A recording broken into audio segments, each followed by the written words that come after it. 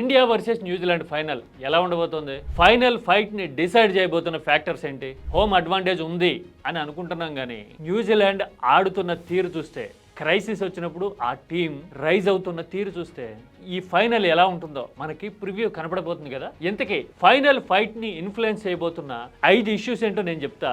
అన్నిటికీ మించి ఒక టెరిఫిక్ అంటే టెరిఫిక్, అలాంటి terrific final fight between Kiwis and India నేను మీకు గుర్తు చేయబోతున్నా. అదేంటో చూస్తే గనక ఇండియా వర్సెస్ న్యూజిలాండ్ ఫైట్ మీద ఖచ్చితంగా క్లారిటీ వచ్చి తీరుతుంది.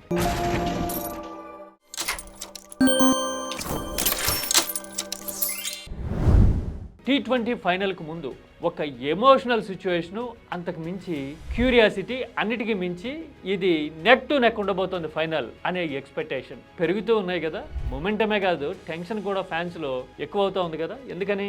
న్యూజిలాండ్ ఏమీ అల్లాటప్ప టీం కాదు కదా.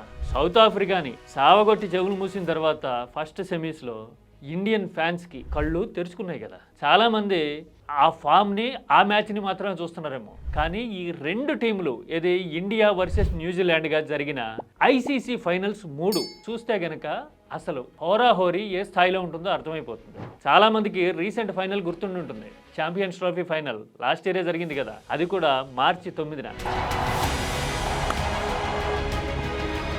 సరిగ్గా ఏడాది తిరిగేలోపు ఈ రెండు టీంలు రెండోసారి ఐసీసీ ఫైనల్లో తలపడుతూ ఉన్నాయి. ప్రీవియస్ ఫైనల్ దుబాయ్లో జరిగింది, రోహిత్ శర్మ అండ్ కొట్టేశారు. మరి Rohit Sharma and team dominate చేసినట్టుగా సూర్యకుమార్ యాదవ్ అండ్ టీమ్ కివీస్ని ఓడించగలుగుతారా? ఐసీసీ టోర్నమెంట్లో మొత్తం 3 ఫైనల్స్ ఆడినాయి ఇండియా వర్సెస్ న్యూజిలాండ్ అని చెప్పుకుంటున్నాం కదా. మరి ఒక ఫైనల్ గురించి మాట్లాడాం, మరి మిగతా 2 ఫైనల్స్ సంగతి ఏంటి? Second final WTC world test championship final 2021. చాలా మంది గుర్తుండే ఉంటుంది కదా, ఎదురులేని విజయాలతో టీమిండియా ఫైనల్కి వెళ్ళింది. ఇంగ్లాండ్లో ఫైనల్, జెమిసన్, టిమ్ సౌదీ లాంటి వాళ్ళ బౌలింగ్ అటాక్కి, ఆ బౌన్స్కి మన వాళ్ళు తట్టుకోలేకపోయారు, నిలబడలేకపోయారు కదా. న్యూజిలాండ్ గెలిచింది. అంటే 3 ఫైనల్స్లో లాస్ట్ 2 చూస్తే 50-50 ఉన్నాయి. ఒకటి ఇండియా గెలిచింది, ఒకటి న్యూజిలాండ్ గెలిచింది. How about first final? Cricket follow అవుతున్న వాళ్ళకి ఇప్పటికే తట్టి ఉంటుంది. నేను చెప్పబోతున్నది నైరోబీ ఫైనల్ 2000 ఛాంపియన్స్ ట్రోఫీ. చాలా మంది గుర్తుంది కదా, రెడ్ హాట్ ఫామ్లో ఉండేది టీమిండియా. ఆస్ట్రేలియా లాంటి టీముల్ని కూడా యువరాజ్ సింగ్ లాంటి కొత్త ప్లేయర్స్ చితకాడేశారు ఆ సిరీస్లో కదా. నైరోబీలో India versus New Zealand final first batting చేసిన ఇండియా కెప్టెన్ సౌరవ్ గంగూలీ బ్రహ్మాండమైన సెంచరీ చేశాడు, 4 సిక్సర్లేమో కొట్టాడు, ఇప్పటికీ జ్ఞాపకం. మరో ఓపెనర్ టెండూల్కర్ 70 అనుకుంటా, కాస్త అటు ఇటుగా బ్రహ్మాండమైన ఓపెనింగ్ స్టాండ్ వచ్చింది. మిగతా వాళ్ళు పెద్దగా ఆడకపోయినా 260+ టార్గెట్ కివీస్కి ఇచ్చింది కదా ఇండియా. కివీస్ టాప్ ఆర్డర్ మొత్తం లేచిపోయింది. అందగాడు నాథన్ ఆస్ట్రేలియాతో పాటు మిగతా వాళ్ళందరూ టాప్ ఆర్డర్లో ఫెయిల్ అయ్యారు కదా.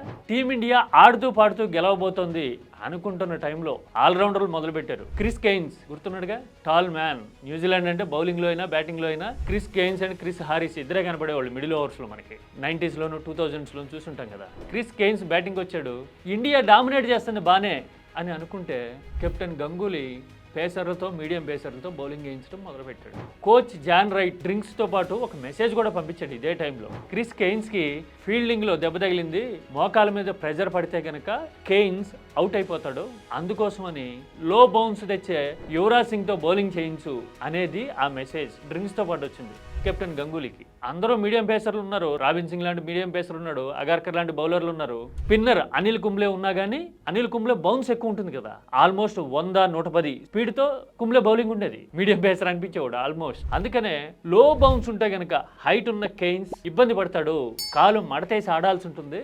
యువరాజ్తో బౌలింగ్ చేయించు అంటే మొదట్లో రిలక్టెంట్గా ఒప్పుకోలే గంగూలీ. రియలైజ్ అయ్యేసరికి కెయిన్స్ సెటిల్ అయిపోయాడు, ధనాధన్ బాధేసి సెంచరీ చేశాడు కదా.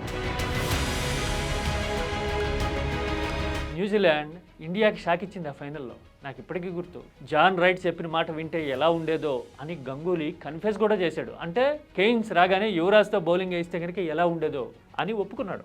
ఈ ఎక్స్పీరియన్స్ గుర్తొచ్చినప్పుడల్లా ఏ టీంని అంత తేలిగ్గా తీసుకోకూడదు అనే విషయం ప్రాక్టికల్గా ప్రూవ్ అయింది ఇండియాకి అని నాకు అనిపిస్తుంది. మీరు చూసారా ఆ మ్యాచ్? చూస్తే కనుక కామెంట్ చేయండి. 26 ఏళ్ళేమో అయింది కదా. మరి ప్రీవియస్ ట్రాక్ రికార్డ్స్ ఇలా ఉన్నాయి. రేపు మ్యాచ్ ఎలా ఉండబోతుంది ప్రివ్యూ చూస్తే ఏమర్థమవుతుంది? అహ్మదాబాద్లో మనకి ఒక బిట్టర్ రిజల్ట్ చూసాం కదా, ఆస్ట్రేలియా చేతిలో 2023లో ఫైనల్ ఇక్కడే కదా పోగొట్టుకున్నాం. అందుకోసమే మన వాళ్ళు టూ మచ్ సెంటీగా ఫీల్ అవుతా ఉన్నారు. అప్పుడు ఎక్కడైతే నెట్ ప్రాక్టీస్ చేశారో అక్కడ కాకుండా వేరే చోట చేస్తా ఉన్నట్టు ఇప్పుడు. అంటే ఆ జ్ఞాపకం ఎంత బలంగా మెలిపెడతా ఉంది మన వాళ్ళని అని అర్థమవుతుంది కదా. పైగా ఈసారి పిచ్ నేచర్ కూడా మారిందంటున్నారు, మిక్స్డ్ సాయిల్ అంటున్నారు. అంటే రెడ్ అండ్ బ్లాక్ కలిసి ఉందిట. దాని అర్థం ఏంటి? పేస్ తో పాటు స్పిన్ ట్రాక్ కూడా ఇది, అంటే మిక్స్డ్. మ్యాచ్ మొదలైనప్పటి నుంచి క్రమంగా మారుతూ ఉంటుంది అని చెప్తూ ఉన్నారు. మరి ఈ పిచ్ కండిషన్ బట్టి చూస్తే ఈసారి మ్యాచ్ ఎక్సైటింగ్ అనిపిస్తుంది. మరి ఇండియా పాయింట్ ఆఫ్ వ్యూ నుంచి ప్రధానమైన వీక్ లింక్ ఏంటి? ఇంగ్లాండ్ ఎక్స్పోజ్ చేసి పడేసింది ఏంటి? స్పిన్నర్స్, అంతే కదా. అక్షర్ పటేల్ ఫీల్డింగ్ తో గ్రేస్ మార్కులు తెచ్చుకున్నాడు, కానీ బౌలింగ్ లో అంతంత మాత్రంగా ఉన్నాడు. వరుణ్ చక్రవర్తి ఇన్ని హోప్స్ పెట్టుకుంటే తెలిపోయాడు కదా. ఇండియన్ T20 ఇంటర్నేషనల్ హిస్టరీలోనే ఓస్ట్ రికార్డ్ కదా వరుణ్ చక్రవర్తి. మరి ఇలాంటి టైంలో వరుణ్ ఆడిస్తే కనుక అపోనెంట్స్ కి అడ్వాంటేజ్ వచ్చే అవకాశం ఉంటుంది కదా. మరి ఈ స్పిన్ క్వశ్చన్ మార్క్ ని ఎలా ఫేస్ చేస్తుంది టీమిండియా అనేది మోస్ట్ ఇన్ఫ్లుయెన్షియల్ ఫ్యాక్టర్. ఇక న్యూజిలాండ్ వైపు నుంచి చూస్తే బ్యాటింగ్ అయినా బౌలింగ్ అయినా అసలు వీళ్ళు వండర్ఫుల్ జైగాంటిక్ ఇంపాక్ట్ చూపిస్తారు అనిపించే నేమ్స్ పెద్దగా కనపడవు. కానీ క్రైసిస్ వచ్చినప్పుడు రైజ్ అయ్యే తీరు చూస్తే వా, ఫైటర్స్ అంటే వీళ్ళే కదా అనిపిస్తారు కదా. ఆఖరికి ఇవాళ రేపట్లో నాకు మిచెల్ శాంట్నర్ని చూస్తే వారిని శాంట్నర్ బౌలింగ్ ఫేస్ చేయడానికి ఎంత ఇబ్బంది పడిపోతున్నారంటే వీళ్ళందరూ అనిపిస్తుంది నిజంగానే. బహుశా ముందు నుంచి క్రికెట్ చూసిన ఎక్స్పీరియన్స్ ఏమో. న్యూజిలాండ్లో చూస్తే డానియల్ విటోరియాతో పోలిస్తే శాంట్నర్ బౌలింగ్ అంతంత మాత్రంగానే ఉంటుంది. అదే ఇండియన్ పర్స్పెక్టివ్ నుంచి చూస్తే మన హర్భజన్, రవిచంద్రన్ అశ్విన్ లాంటి వాళ్ళతో పోలిస్తే శాంట్నర్ నథింగ్ అనిపిస్తాడు కంపేర్ చేస్తే. కానీ ఇవాళ రేపట్లో షార్టెస్ట్ ఫార్మాట్లో శాంట్నర్ మోస్ట్ ఇన్ఫ్లుయెన్షియల్ ఆల్రౌండర్ అయిపోయాడు. బౌలింగే కాదు బ్యాటింగ్ కూడా ఇరక్కొట్టేస్తున్నాడు కదా. అందుకని న్యూజిలాండ్లో హీరోలు స్పెసిఫిక్గా ఉండరు, ఎవరైనా హీరో అవ్వచ్చు అన్నట్టు ఉంటుంది వాళ్ళ అప్రోచ్. అందుకోసమే this final is going to be most exciting అని నాకు అనిపిస్తూ ఉంది. ఎవరు కిందో ఎవరు మీదో తెలియాలి అంటే ఎమోషన్స్ని ఎవరు హ్యాండిల్ చేయగలుగుతారు, క్రైసిస్లో ఎవరు రైజ్ కాగలుగుతారు అనే దాన్ని బట్టి డిసైడ్ అవుతుందేమో. అంతేనా కదా. కివీస్తో ఫైట్ ఎలా ఉండబోతుంది? నైరోబీ నుంచి రీసెంట్ హిస్టరీ వరకు మీరు ఫాలో అయ్యారా? అయితే గనక ఖచ్చితంగా కామెంట్ చేయండి, మాట్లాడుకుందాం. ఇది మోస్ట్ ఎమోషనల్ సబ్జెక్ట్ క్రికెట్ ఫాలోయర్స్కి. ఇంతకు మించిన టాపిక్ ఏముంది ఇప్పుడు కదా.